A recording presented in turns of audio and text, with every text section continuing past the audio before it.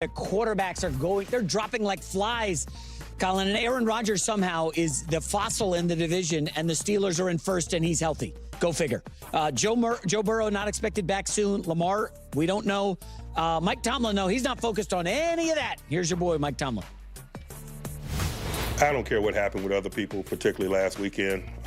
It's about us coming off the bye and getting ready for our game this week. I'm not a big picture guy. I'm not a big picture guy. Listen, he's sitting pretty. You want to name the other starters in the division right now outside of Aaron Rodgers? It might be Joe Flacco, who could start in Cincinnati this week. I think it's... He just got benched by the Browns, Colin. Yeah, I mean, I think sometimes you get good fortune. I mean, there are, teams have often benefited in the NFC West when San Francisco's fallen apart. So, I mean, I don't think the Steelers are a great team. No.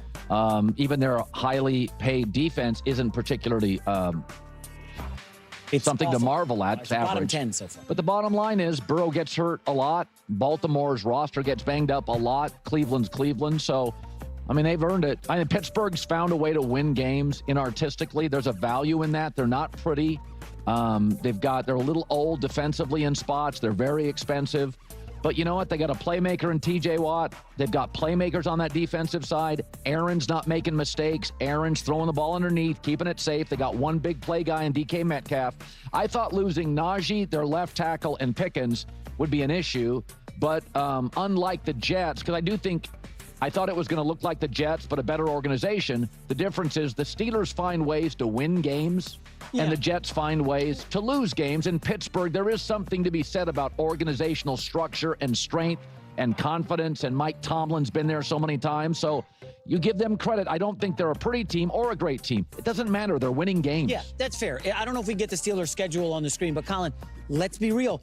Their opponents have handed them games. The Patriots had 5 turnovers. You know, who would you take neutral field right now, Patriots or Steelers? Give me the Patriots all day. They faced Carson Wentz, Drake May. They lost to Darnold and Justin Fields. I know you can only play who's on your schedule, but I'm just saying that back end, okay, the Bills are going to they're going to right the ship. Lamar's going to be fine. I think you're overvaluing how tough the back end is. Detroit? That's a loss. Well, I mean, the Colts and Packers are tough games. They get them both at home. The Chargers, will they be healthy? They should be by Burrow? week 10. Hold on. Hampton and Alt should be back by week 10. The Bears could be frisky in Chicago. I think you give them the 2 losses to Lamar, the loss to the Bills, loss to the Lions. Listen, you and I like the Steelers this week a lot, okay? Irrationally. The line is starting to tick up. Yeah. They got the Browns. I just don't like their long-term outlook. That's fair. It was. And what's interesting is Mike Tomlin's teams. This is interesting. I don't have it in front of me, but they've not been great in their last 5 or 6 games of the year. Why would that be? I've always had this theory that Mike Tomlin is very inspirational and very motivating. He's not a big picture guy. He is a Sunday guy. And I do think over the course of a season, that plays well early, but players tune it out late. I mean, you can only give so many motivational speeches, and I think it has a great effect early in the season. He's an inspiring guy. He's a great speaker. He's an incredible motivator. But in the end of a season, when you're beat up, that's not what it is. It's a scheme league late, because you don't have full rosters and everybody's beat up. And that's why Kyle Shanahan should be coach of the year. What Kyle Shanahan's doing in San Francisco is insane. Okay, we're not going to start going on a Kyle Shanahan tangent right now. I think we all just witnessed Colin and Jack in real time realize that the Pittsburgh Steelers are actually a well-run franchise. They just find ways to win. It's like, are the Pittsburgh Steelers a new franchise? Are they a brand new team? I don't understand. I don't understand. Before we get too much further into it, Pittsburgh Steelers fans, I just got to continue to thank you guys so much. We've added thousands of Steelers fans subscribing over this last week and a half or so. I mean, it's been absolute insanity. When you guys subscribe, when you guys watch the full length of the video, this is what happens, right? I mean, it just keeps going and going and going. And I can't thank you enough. I can't thank you enough. And all I can ask is that you guys please keep going. Please keep going so I can continue to make the best possible Pittsburgh Steelers content that I can, so we can firmly root ourselves in this sports talk world and create the best community out there where everyone has a voice to be heard. But I mean, first off, I love Tomlin's answer because they're trying to ask him about other nonsense stuff, and he's pretty much just like, I don't care. Like, what? Don't ask me this.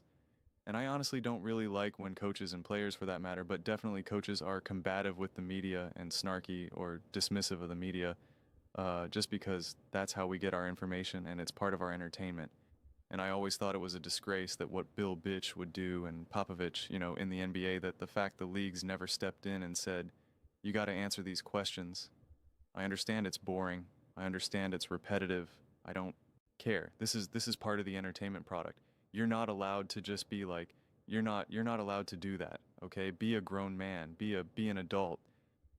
But the way how Mike Tomlin can do it is just kind of like, what are we talking about here? Let's move on. If you want to ask me real conversation, let's have a real conversation. If you want to ask me real questions, you can ask me real questions. I'll give you real answers. But you want me to speak on the injuries of Lamar Jackson and Joe Burrow? What do you want me to say? It's a bummer that those guys are injured. I'm worried about my team. I'm worried about going up against the Cleveland Browns. Like, what are we doing here? So, I love it. I appreciate it. Now, in terms of them, running out of steam, I guess, at the tail end of the season. I mean, they've had unluck on, unfortunate rosters over the years and have struggled to get the quarterback position right. That's why you sputter down the line. And this team has had to be carried so much by the defense week after week after week that when you're late in the season now, the defense is exhausted. They're fried. They're exhausted. They're banged up. It's not that Mike Tomlin's message now is just no longer inspiring. You start to tune it out at the tail end of the season when you're entering into the playoffs. No, you don't. That's when things get ramped up. That's when things absolutely positively get ramped up, when you're all banged up and you're injured and you're tired and you're exhausted and you're just even your family now, your wife, your girl, whatever, like they're extra supportive in August and September. Then now they're starting to get tired. It's the holidays and they're like, come on, and it's just like that's when you need the inspiration even more. It's when you need the motivation. It's when a lot of these players have already missed a couple, random weeks here and there, and now they're getting back into the swing of things. Week 15, week 16, so-and-so hasn't played since week 10. Like, you need that inspiration. You need that motivation. And then when you do have second, third string guys, and later in the season, they certainly need the motivation and the inspiration and the belief. So, like, I don't even know what that take is, honestly. I really don't. Players start to tune it out. I'll be honest. Players that tune stuff like that out always tune it out, and players that listen to it always listen to it. You're either susceptible to that type of messaging, or you're not, and the only times that you start to tune it out is when you no longer really respect the coach, or you feel like you've already heard it a million times and you don't need that message in that moment. You're already inspired enough. You got that fill, So I don't know. Now to be like, oh, the Steelers have their wins have been given to them. That's just so ridiculous. It really is. And then it's like, well, they're going to lose. They're going to lose on this. Loss here, loss there, lost here, lost there. Oh my God. I don't know why we don't even, I question. We should just start to really just not watch these games anymore, because we all know exactly how they're all going to unfold. We just know it. There's no reason to ever watch the game, because we just know they're going to lose to the Packers. They're going to lose to the Colts. They're going to lose to the Chargers. They're going to lose to the Bears. They're going to lose to the Bills. They're going to lose to the Ravens. They're going to lose to the Colts. And then they're going to lose to the Ravens again. That's a lot of losses. Better luck next year, Pittsburgh Steelers. Sorry. I'm sorry I asked y'all to subscribe and watch the full length of the video. You're wasting your time. There's not much going to be to talk about. I'll make a video about the Cleveland Browns. That'll be fun. The Bengals, that'll be fun. The Packers, they're done. Colts, they're done. Chargers done. Bears done. Bills done.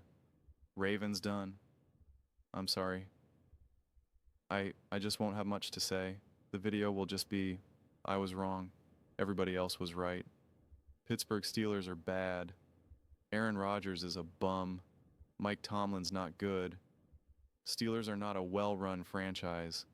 I mean, the Steelers are in a legitimate place to win this division. Like I like they're in a real spot here. And here's the thing. Talking about how bad their defense is, not quite. When you're looking at a 4-week sample size, okay, a 4-week sample size, when you have a couple rough games or just a rough game, that destroys any sense of rankings. And so when they look at rankings, you know, they talk about mostly like when they're looking at like, oh, this defense has been bottom in the league. Usually it's points per game, how many points they're giving up per game, as well as total yards and whatnot. And it's like that Jets game was obviously just both teams rising to the occasion of like, we both want to beat each other. We got our quarterbacks. Both quarterbacks want to rise to the occasion, send a message like, let's get after it. That game was just awesome.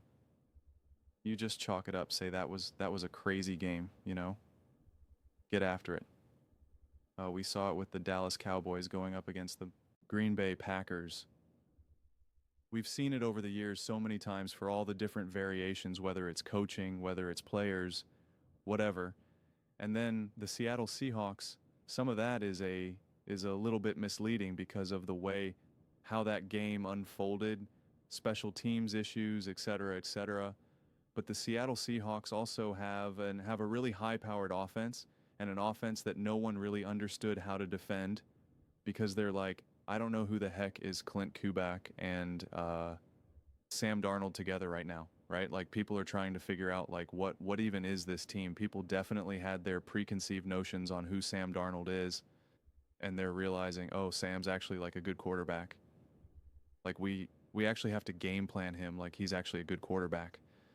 But even so, like I said, that to my recollection, the defense didn't officially give up 31 points because you had the one special teams thing and whatnot. And then the Patriots, that defense swallowed them up, played really well. And then again, you're downplaying the Minnesota Vikings and Carson Wentz. Carson Wentz has been great. He's been playing really, really well. So yeah, you're always going to look significantly better against worse teams. And then it should be if you're also a good team, a battle with the good teams, right? And so it's like, and what does that turn into in any given moment? I don't know. You have to kind of wait and see. But the way how the Baltimore Ravens have been playing, you're just automatically chalking up losses. Like, why the Dallas Cowboys hung with the Green Bay Packers? Pittsburgh Steelers can't. There's no way for that defense to play for the Pittsburgh Steelers defense to be better than the Dallas Cowboys defense. That's not on the table at all. Not on the table at all. A huge emotional game with Aaron Rodgers taking on the Green Bay Packers. That's nothing. None of this is on the table at all. Okay. The Chargers, who are decimated right now as well. Again, I don't know what Week 10 is going to look like for the Chargers. So I don't have a strong desire to go game to game and start to look at Week 10, 11, 12, 13, 14, 15, 16. Like, I don't care enough. Talk about, Mike Tomlin not being a big picture guy. It's like I'll loosely look at the schedule in advance just to kind of get a feel for, I like to look at the final, few weeks of the season just to be like, I don't know how important that Week 18 game will be for either the Steelers or the Ravens. Is the division locked up? Is the seeding locked up? Right? So I always think it's interesting when you have like a big game like that on paper. Ravens versus Steelers. So late in the season, I'm like, yeah, I don't know what that means. I don't know what that game means. And so I'll look at it like that from that standpoint, but I am just going to be focused on right now. I'm not going to just start counting up losses. In the back of my mind, I'm like, okay, yeah, going up against the Bills should be a tough game.